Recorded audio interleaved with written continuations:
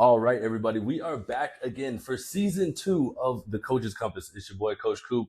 Right, my boy, Coach Jay, could not be here with us today because he is currently still traveling, living that retired life now, and enjoying everything. Now, remember, hit that like, subscribe, comment button down below so we can continue to have this thing grow and continue to bring on cool guests from all over the world. We got another special guest with us today. We got Coach Brennan Thompson. He's a speed trainer for athletes in the St. Louis area, but also working with athletes online. He has coached hundreds of champions, also has helped 3,000 plus athletes get faster. Coach, thank you and welcome to the Coach's Compass.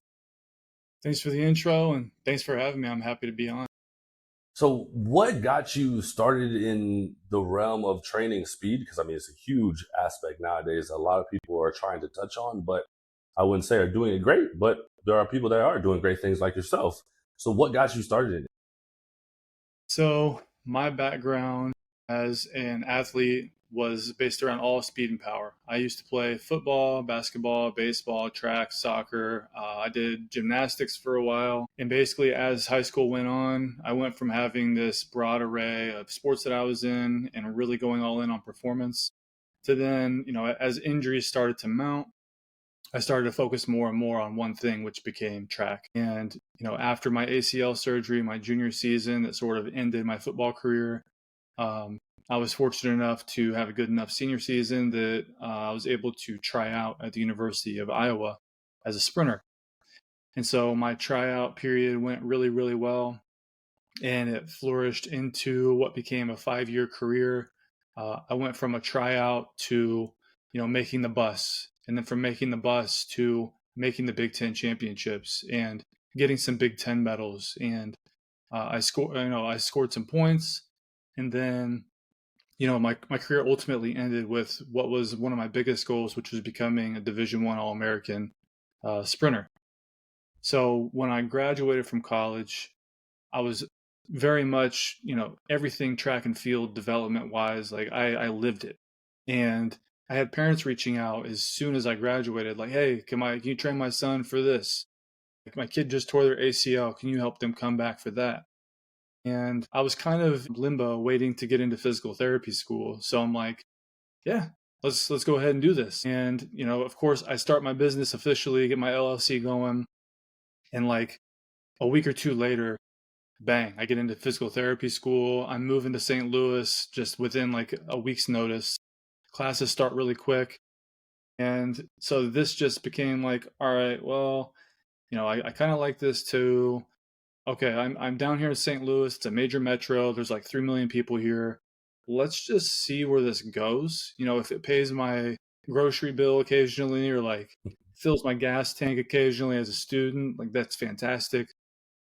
If it gets to be bigger, whatever. I was planning on graduating from physical therapy school, letting my business kind of die out and just go do what everyone does. You spend all this money to go to school. Let's go work in a clinic. Let's go work in a hospital setting. Let's just go, work a normal 9 to 5 and just go do what you're supposed to do. Well, I graduated during this thing called COVID. And so my plans went out the window really quick. I had hospitals interviewing me and things were going really well. Pandemic hits. Sorry, we're no longer hiring. We're no longer trying to fill that position. We can barely get patients in the door right now. So, maybe in another year or two, if this clears up, give us a call. And so it was either kind of sit on my hands and just wait on a PT job to open, or let's just take this speed thing and open a PT clinic and just take it as far as we possibly can. And so over the course of I'm starting year 8 now. I mean, it has just exploded. And at first it was in St. Louis, and then I got saturated and people were reaching out online. Well, can you help me online? Can you write me a program here? Can you give me guidance there? And so here I am. I work with people online. I work with people in St. Louis. Some people drive from as far as Iowa, Kentucky, or Kansas. Some people have come from the South to come up and work with me. And then other people are like really remote, completely remote. And I write them programs, consult with them. And I'm also doing physical therapy here in St. Louis as well. So it's kind of the best of both worlds. I get people who are healthy and performing, try to keep them even healthier, stronger, resilient to injury. And then if they happen to get hurt, I've got them here. Let's get you back working to performance, get you on the field ASAP using a performance mentality. Wow, man. So you've got it pretty much covered from both sides. You know what I mean? Being able to take people that are already healthy or people that are injured and taking them all the way back. But you said 8 years in the game. What have you, over these past 8 years, seen kind of change in the game, and also from COVID times now that you're looking at, what has helped you, what has hurt you, and then also looking at technologies too? I think what hurt me the most was thinking that my pedigree as an athlete was like who I was. So anytime somebody would call, hey, I heard you're working with this person, they got really good results, they recommended you. My default was, yeah, I did this at a high level, I'm really good at this myself, this is how I can help your athlete. Versus, hey, my methods have worked, here are the methods I've used, and here are some of the obstacles that I've run in with previous athletes that I've overcome. Here's how I can help you do the same.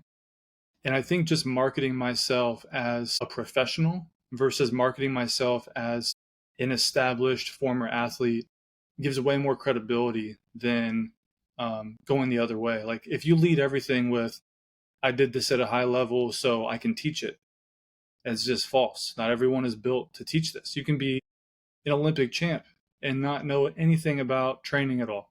Mm-hmm. Right? You've been given the map by somebody else to get there. So that doesn't automatically qualify you to be sort of a map maker yourself.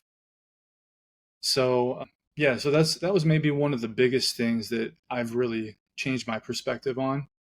And then in terms of technology, when I was first starting, I was bare bones. I had a stopwatch, I had a medicine ball, I had some measuring tape. I'm going to this field, I'm going to that field, I'm going to this gym, that gym, this school. And I feel like I got to start bare bones and work my way to technology when I finally earned it. But then when I finally had it, I was like so reliant on it that I felt like it almost tied my hands. Like I felt I had to justify the means of purchasing that piece of equipment. So I just used it in every session just because. Mm. And technology doesn't always fit every session. So, you know, you go all in on technology, then you sway out of it. You're like, am I using it too much, too little, not enough? Like, should I even use it at all? And so I've kind of gone from going so heavy in technology and really relying on it to sort of trying a more nuanced approach and just introducing it as it makes sense. Man, you're hitting a lot of things on the head. You know what I mean? You talk about starting bare bones, and you talk about, kind of going into it with like that coach's eye. And I'm also saying that, hey, just because you were given the map doesn't mean that you know how to make a map. How hard was it to like yourself to realize that stuff? And how hard is it to kind of preach to former athletes that also are trying to go in this space that, yeah, you guys aren't like, we don't want you guys to hide behind your identity of saying that you're only an athlete, that you can become coaches, but there's a path to it all, right? And there's also, I'm sure you've seen it with over the 8 years, like there's an imposter syndrome that you also go through yourself as a coach. Like, do I fit in this role? So how have you been able to navigate this all, and then also, help other athletes that are trying to, and coaches that are trying to go into this role that you're in too? I think that what helped me the most was I've always been super critical of myself. A lot of us, especially former athletes, are very, very much our own biggest critics. And so that kind of followed me into coaching. So what I found myself doing a lot early on was trying to emulate the things that I went through training wise. So I would just take workouts off the back of my head and just, here, athlete, do the workout I did. It worked really well for me, so surely it should work well for you. And what I quickly found is that, especially when you're not coaching at the level you came from, there's levels to this. And so I would be giving kids workouts that maybe weren't meant for them for another 4 or 5 years, and they would crash out and burn. And I was more focused on writing a workout than coaching an individual, if that makes sense. So, Yeah. I've got my X's and O's on paper. In my head, this has got to be great. Like, I spent so much time making this program. Go do 4 sets of whatever. Go do 3 sets of this with this rest period at this resistance for this long, and then move on to the next thing and the next thing and the next thing. But none of that matters if you're not coaching the kid in front of you. So, I had to quickly learn to emulate. If I do emulate anything, it's more the style of the coaching that I went through, not the specific X's and O's. And so when I started to put the athlete first in really dissecting their movement, their needs, their wants, their situation, and meeting them where they were, that's when things really started to change for me, because I thought I could just get away with painting with a broad brush and, just creating this one blanket program that just works for everybody because it came from me and my experiences are at a high level. Surely it'll work. No, it's not that simple. And so when I changed it to more of a holistic, individualized sort of mindset where, I'm meeting them where they are physically, mentally, emotionally, and dissecting their movement and communicating with them at a level that they can understand and put into action. That's when the whole thing changed for me. Nice. Yeah, I mean, it's super important to meet, these athletes where they're at and continue to kind of not always be who I guess the best way to say is be who we needed when we were their age, right? Or when they were getting coached. What are some mechanical areas that you're seeing that you're getting a lot of your, like, getting with these athletes nowadays that you're seeing are hindering them from running really fast? Like, onboarding process is obviously, a thing that every coach goes through when they're bringing in a new client or anything.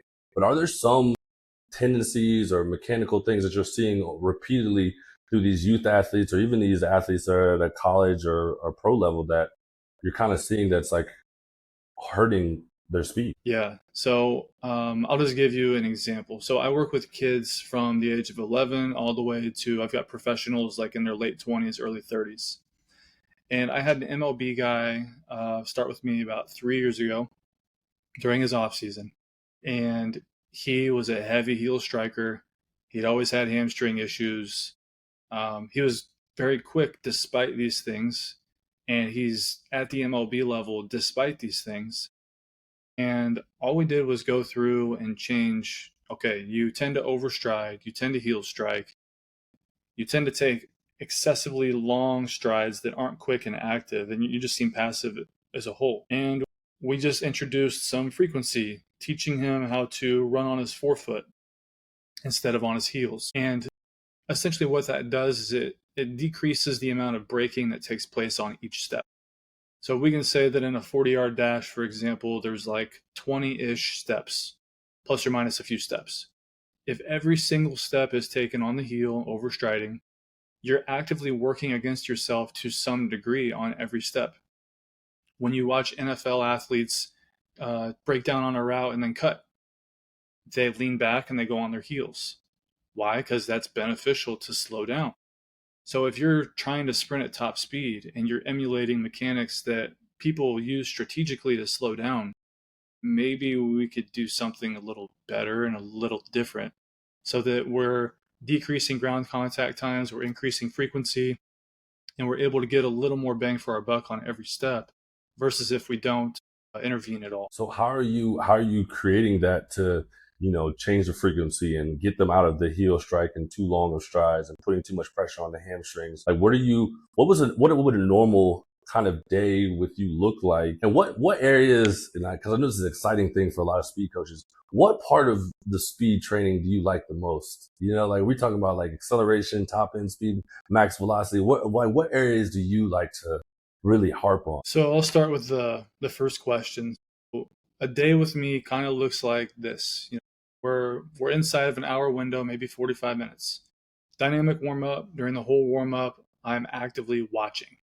I'm seeing what stretches are problematic. I'm seeing if you're wincing during certain movements, looking for different little nuances that, in my head, I can sort of go back to and say, oh, well, if you move like this, you might run into these issues. Man, I've had these issues for a while. How'd you know? I'm like, I can watch you. I can see. I've been doing this. Like, it makes sense. So we get out of the warm up, we get into movement prep. So that's going to be more of your sprint drill type things. And then whether it's an acceleration or top speed day, will kind of dictate whether we're doing some piston mechanics, or we're doing turnover mechanics. And once we get through those and we kind of check through these boxes where we've revved the engine up a little, we're going to start to do some different build-ups. So we're going to do maybe a couple 10s, 20s, and then get into the meat and potatoes of the workout, which, traditionally means like the big piece of it, but it doesn't actually take a lot of time. The most time you take is resting. So we're going to attack these sprints all out, 30, 40, 50 yards, something like that.